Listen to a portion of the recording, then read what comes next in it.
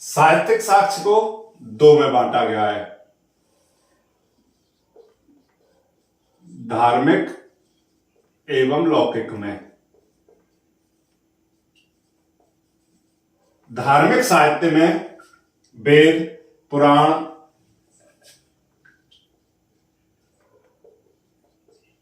रामायण आदि आती हैं।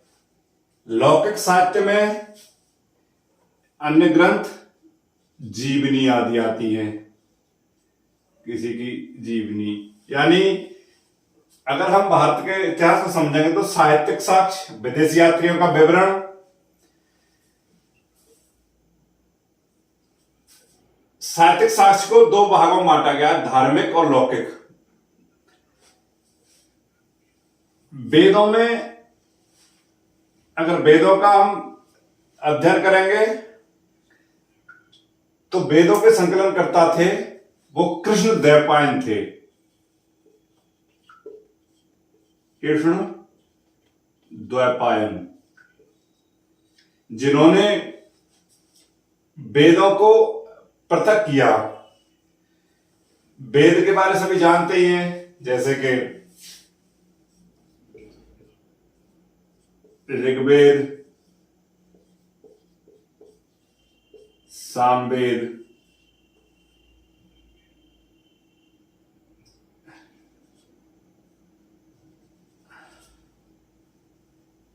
ऋग्वेद, सामवेद, यजुर्वेद,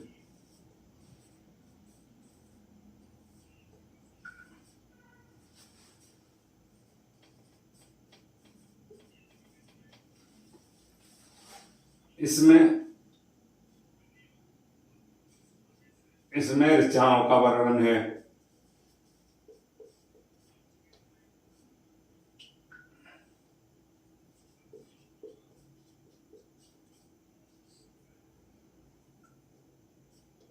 यज्ञ आदि का वर्णन है। इसमें तंत्र मंत्र विद्या का है। यानी ऋग्वेद में ऋचाओं का वर्णन है, सामवेद में संगीत कला का, यजुर्वेद में यज्ञ और उपासना का, और अर्थवेद में तंत्र मंत्र का विवरण है। यहां तक आपको समझना चाहिए कि प्राचीन भारत के साक्ष्य जो है साहित्यिक साक्ष्य के रूप में धार्मिक और लौकिक दो तरह के साहित्य को हम पढ़ेंगे। धार्मिक साहित्य में वेद, रामायण आदि हैं। वेदों के रचयिता कृष्ण द्वैपायन थे। ऋग्वेद में कुल 10 मंडल हैं, जिसमें 1017 मूल सूक्त हैं।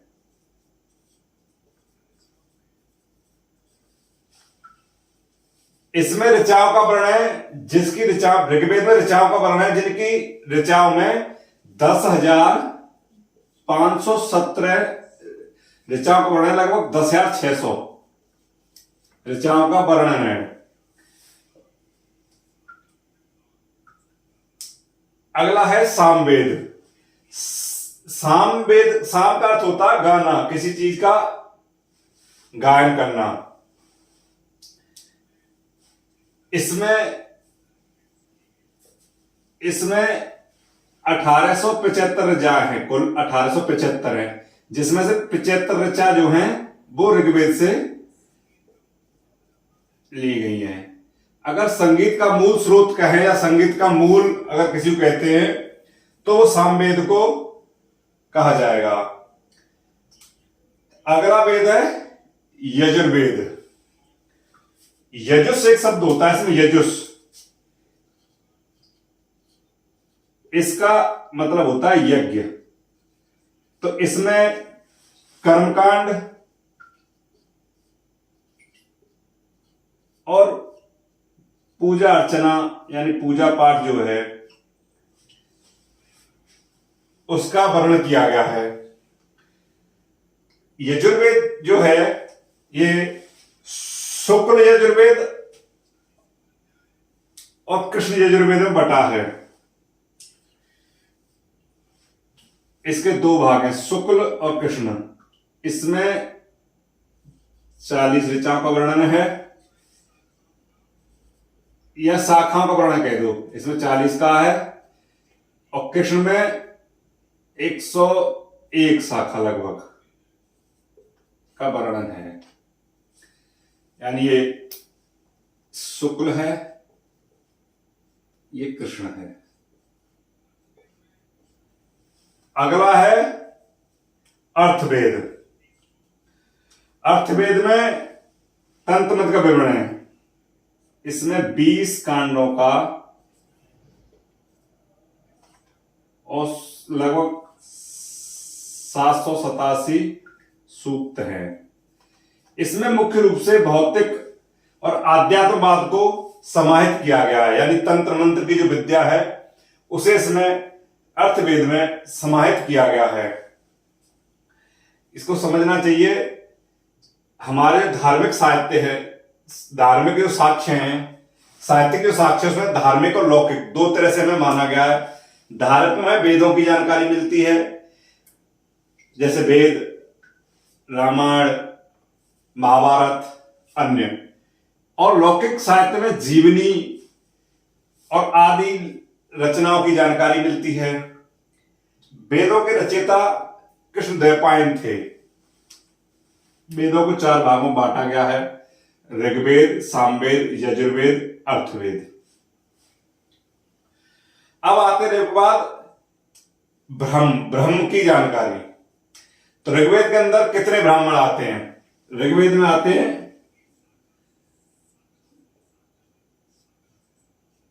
ऐत्रेय ब्राह्मण।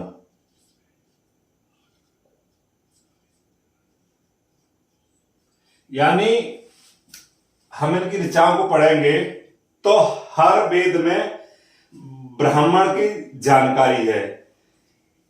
ये ऋग्वेद के ब्राह्मण है, ये चार ब्राह्मणों का इसमें ऋग्वेद में दिया गया है।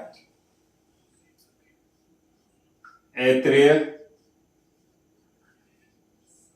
दूसरे हैं कौशितकीय, ये सांख्य ब्राह्मण भी होते हैं। कौशितकीय ये ऋग्वेद के ही है ब्राह्मण। ये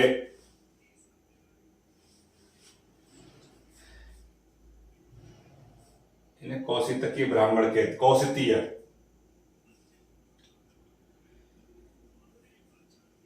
ऐत्रेय और कौशितीय ब्राह्मण एक ही है। इनमें अब आते हैं हमारे, हम ब्राह्मणों का ज्ञान दें तो इनमें आते ऐत्रेय और कौशितीय। अब आते हैं यजुर्वेद के ब्राह्मण। इसके हैं शतपथ ब्राह्मण।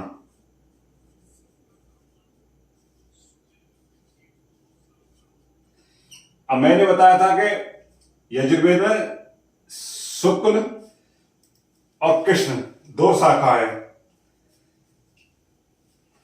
यानी यजुर्वेद जो है ये कुल 6 से 14 कांडों में विभक्त है। कांड में विभक्त है। दूसरे अर्थ में से तैत्रीय ब्राह्मण।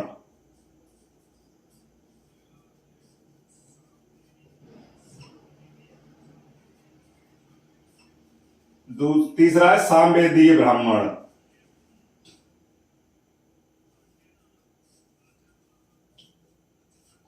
अगले तांड्य ब्राह्मण।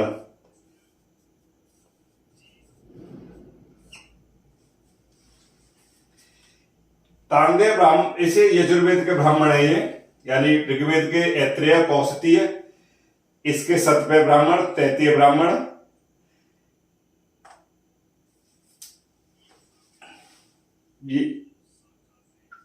ये सामवेद के ब्राह्मण है।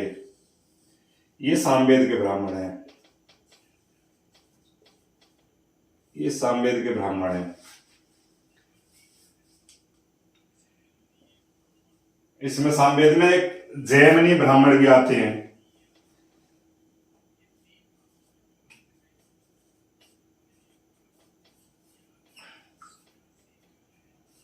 जैमिनी ब्राह्मण।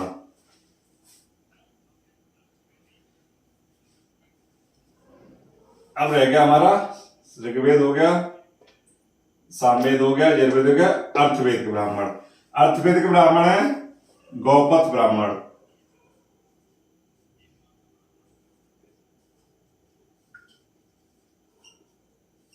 अर्थवेद का ये एकमात्र ब्राह्मण ग्रंथ है केवल।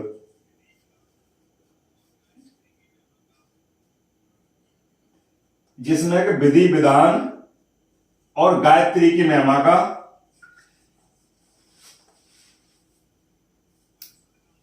जिक्र किया गया है। हमारे चारों वेद पूरे हो गए। अब आते हैं उपनिषद। अब आते हैं उपनिषद। उपनिषद का मतलब होता है समीप बैठना, यानी अपने गुरु के नजदीक बैठकर ज्ञान अर्जित करना या अपने गुरु के नजदीक बैठना। उपनिषद में जो उल्लेख है उसके अनुसार ये कहा है कि आत्मा जो है वो परमात्मा का ही अंश है। इन्होंने कहा है कि हर व्यक्ति की आत्माओं में जो ब्रह्म है वह स्व के रूप में स्थित है, रूप में ब्रह्म स्थित है। इसीलिए से वेदांत भी कहते हैं, उपनिषद को वेदांत भी कहते हैं। यानी उपनिषद का मतलब होता है समीप बैठना। अब हमारा धार्मिक साहित्य में चारों वेद हो गए, उपनिषद हो गए। उपनिषद के में मानव के शरीर में, मानव की आत्माओं में ब्रह्म का ज्ञान है, ब्रह्म ही समाहित है, ये जानकारी दी गई है।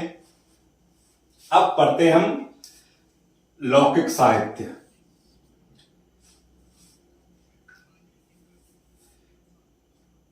लौकिक साहित्य के सबसे पहला आता है अर्थशास्त्र।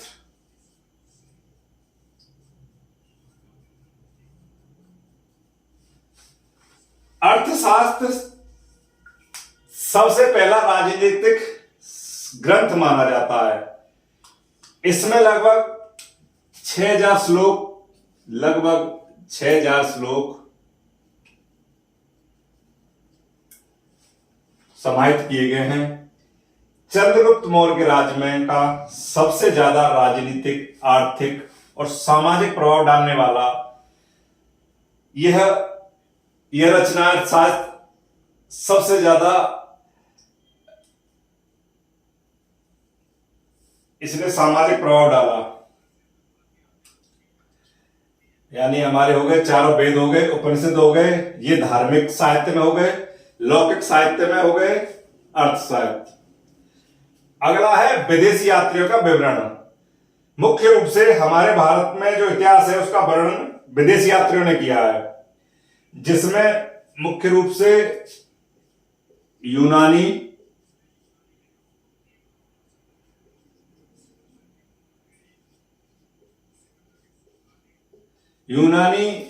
अरबी, यानी हमारे जो भारत में अनेकों विदेशी यात्री आए जिन्होंने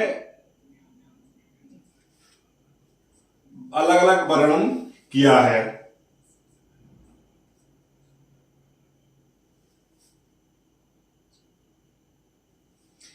यूनानी, अरबी, एक आए थे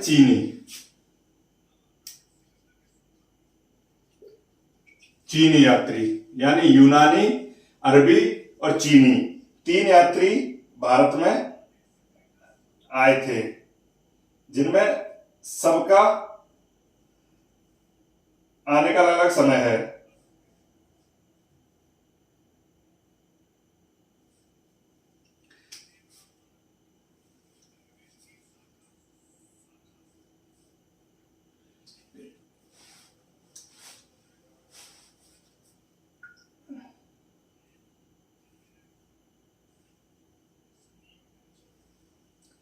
हमारा हो गए यूनानी, अरबी और चीनी, ये 3 आए थे। यूनानी, यूनानी, अरबी और चीनी, ये तीनों हमारे देश में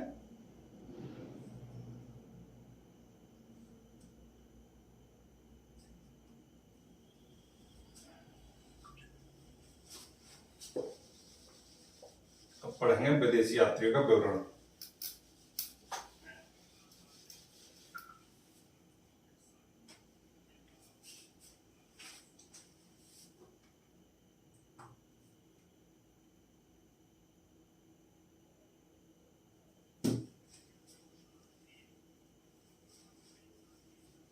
सबसे पहले करेंगे यहां यूनानी।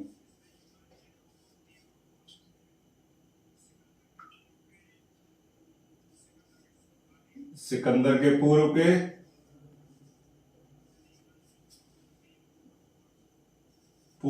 समकालीन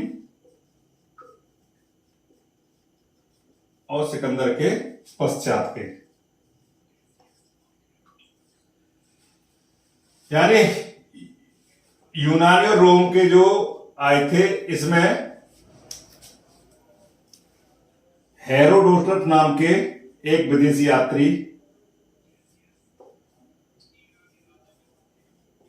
और टेसियस आए थे। टेसियस, ये दो, ये राजवैद्य थे, ईरानी राजवैद्य थे ये।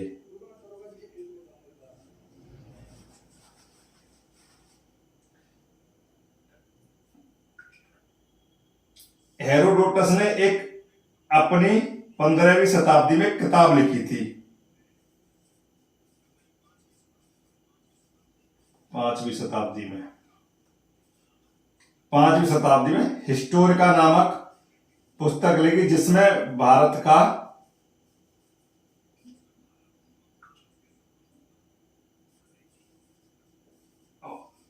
वह फारस के संबंधों का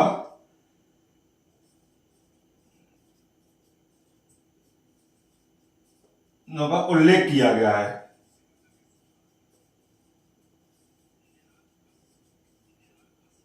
सिकंदर के समकालीन में आए थे नियारकस और अरिस्टोबुलस।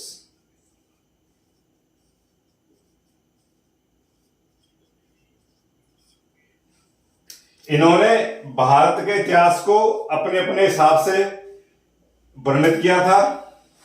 अब आते हैं सिकंदर के बाद के, यानी पश्चात के। सिकंदर के पश्चात क्या है, जो नाम सुना होगा मेगास्थनीज।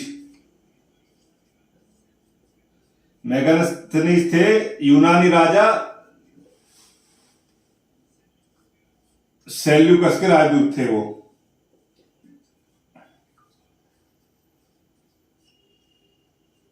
जो यूनानी राजा थे उनके राजदूत थे ये। हमारे यहां भी चंद्रगुप्त मौर्य के दरबार में उन्होंने लगभग 10 साल तक या 14 साल तक सेवा दी, और इन्होंने इंडिका नामक ग्रंथ की रचना की, जिससे भारत के इतिहास, सामाजिक, राजनीतिक विवरण दिया। इसके बाद और भी कई यात्री आए, डाइमिकस,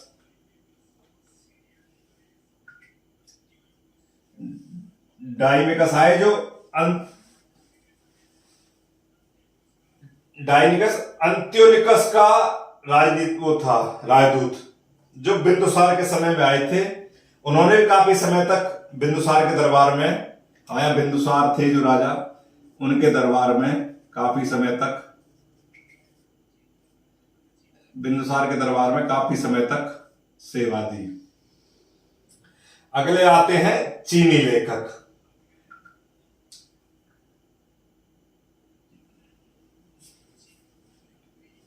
चीनी लेखक जो थे, इनमें मुख्य रूप से चीनी बौद्ध यात्री थे, जिनमें मुख्य रूप से फाहियान का नाम सुना होगा। फाहियान,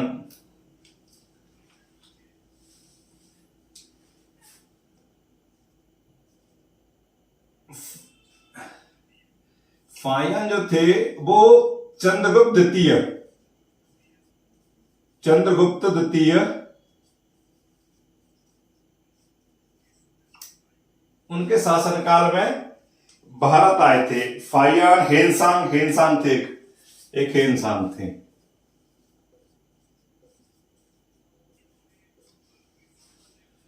इन्होंने भी भारत की सामाजिक और आर्थिक स्थिति में प्रकाश डाला।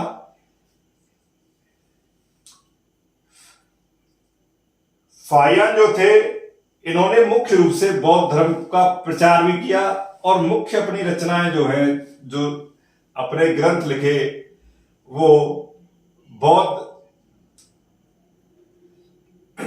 बौद्ध साहित्य में लिखा।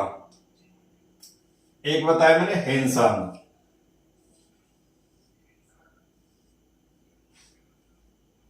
ये हर्षवर्धन के राज में आए थे। लगभग 606 से 647 ईस्वी के राज में आए थे। कन्नौज के राजा थे हर्षवर्धन, उनके राज में भारत आए थे। इन्होंने लगभग 10 वर्ष तक भारत का भ्रमण किया और अपने 10 वर्ष के भ्रमण में 6 वर्ष लगभग नालंदा विश्वविद्यालय में शिक्षा प्राप्त की। और इनके अनुसार उस समय नालंदा विश्वविद्यालय में लगभग 10,000 छात्रों का इन्होंने ज्ञान अर्जन करना बताया कि इस समय नालंदा विश्वविद्यालय उस समय 10,000 छात्र ज्ञान अर्जित करते थे। इनका सबसे ज्यादा महत्व हेनसांग का है चीनी यात्रियों में, इसलिए इन्हें प्रिंस ऑफ पिलग्रिम्स भी कहते हैं, यानी यात्रियों का राजकुमार, प्रिंस ऑफ पिलग्रिम्स यानी यात्रियों का राजकुमार भी कहा गया है।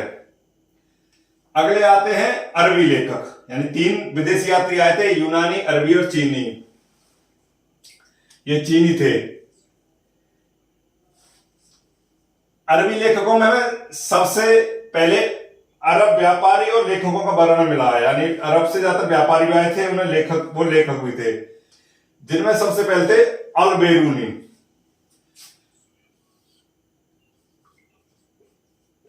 अल-बेरूनी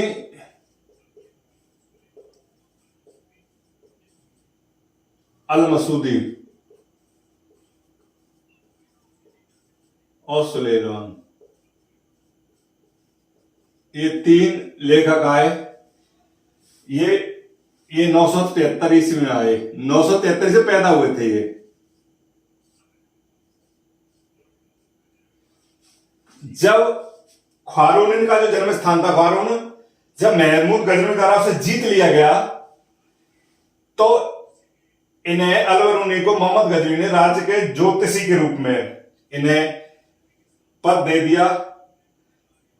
और उसके कुछ समय पश्चात ये मोहम्मद गजनवी के साथ ही भारत आए थे और इन्होंने भारत आने के बाद अपनी एक किताब लिखी, तहकीक ए हिंद। तहकीक ए हिंद किताब लिखी।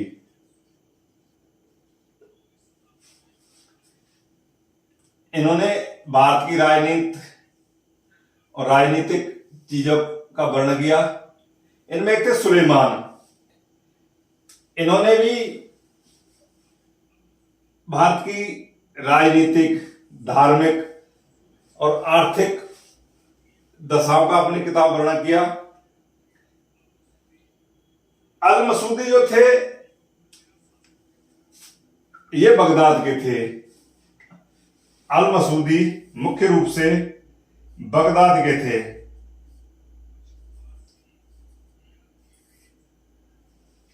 बगदाद यानी अफगानिस्तान। इनके अलावा कुछ फारसी यात्रियों के भी वर्णन हमें मिले हैं, क्योंकि हमें ज्यादातर 3 ही जिक्र मिले हैं, यूनानी, अरबी और चीनी, लेकिन कुछ फारसियों के भी आने का जिक्र है।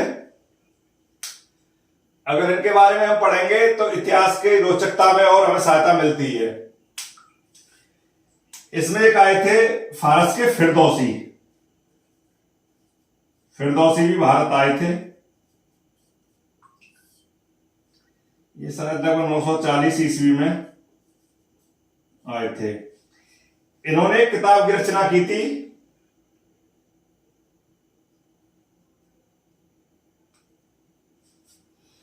इन्होंने अपनी एक रचना भी की थी। ये फारस के थे।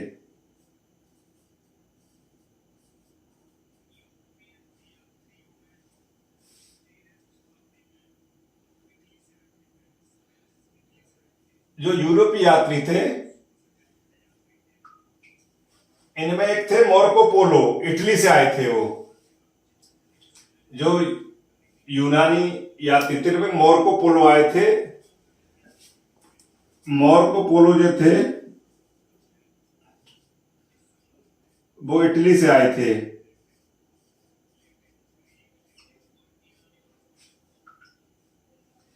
तो जब हमने कहा भारतीय भाषा परिवार एक था, उस समय संस्कृत सबसे ज्यादा पुरानी थी। इटली, लैटिन और फारसी, लैटिन जो भाषा थी, लैटिन, इटली और फारसी से बहुत पुरानी थी संस्कृत। अब हमारे आ गए तीसरा आता हमारा पुरातत्व साक्ष्य। इसमें मूर्ति, चित्रकला, पुराने शिलालेख, पुराने सिक्के, मंदिर या कोई प्राचीर, उनका वर्णन है। जैसे कि हम अभिलेखों का कुछ अभिलेख हैं, जैसे कोई ग्रंथ है, कोई रचना है, तो इसमें हम सबसे प्राचीन ग्रंथ हम मानेंगे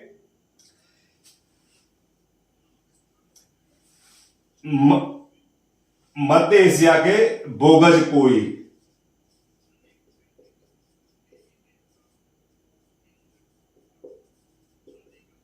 ये एक जगह है मध्य एशिया में जहां कुछ पुरातत्व साक्ष्य पाए गए, यानी कुछ अभिलेख मिले जिसमें इंद्र, अन्य और देवी देवताओं का जिक्र किया गया। जिनमें जिक्र था कि इंद्र भी एक देवता थे, अन्य देवी देवता थे।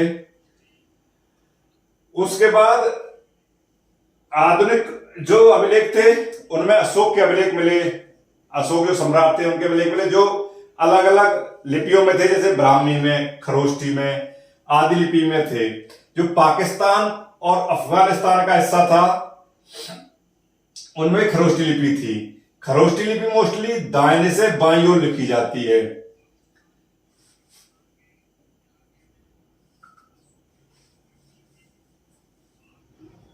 क्योंकि पाकिस्तान और अफगानिस्तान जो एरिया था उसमें अशोक ने जो लिपियां करी उनमें आरमाइक थी, एक लिपि आरमाइक। इन्होंने मुद्रा भी चलाई।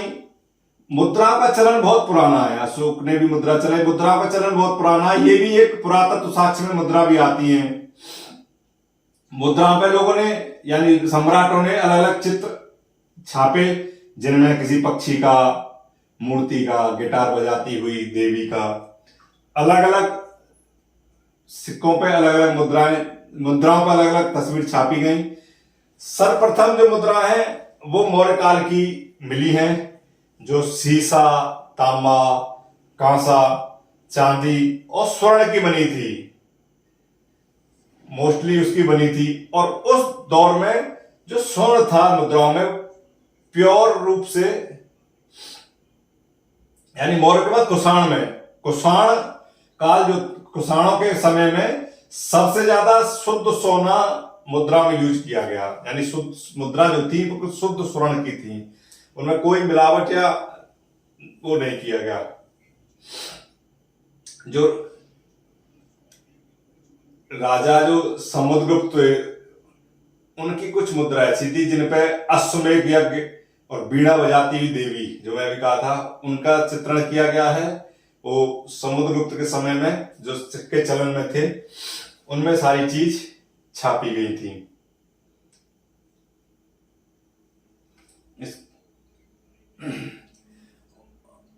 और जब पाटलिपुत्र की जो खुदाई हुई तो उसमें चंद्रगुप्त मौर्य जो राजा थे, शासक थे, उनके समय में जो लकड़ी के महल, राजप्रसाद जिन्हें कहते थे, महल जो थे वो मिले, और उद्यान जो एक राजा थे उनके महल। बिहार में भी खुदाई हुई, बिहार की एक जगह है अंतरखेड़ा, वहां लोहे के महल के साक्ष्य मिले हैं। पांडुचेरी की एक जगह है अरका मेड़ू, वहां भी बर्तन आदि के अवशेष मिले, जो कि हमारे पुरातत्व साक्ष्य के मुख्य भाग हैं।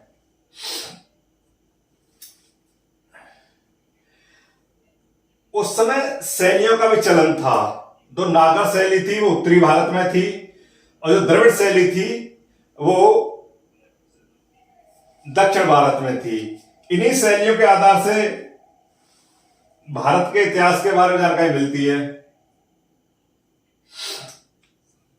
एक मंदिर था बोरोबुदुर, उससे बौद्ध धर्म के प्रचलित होने, बौद्ध धर्म के चलन की जानकारी मिली।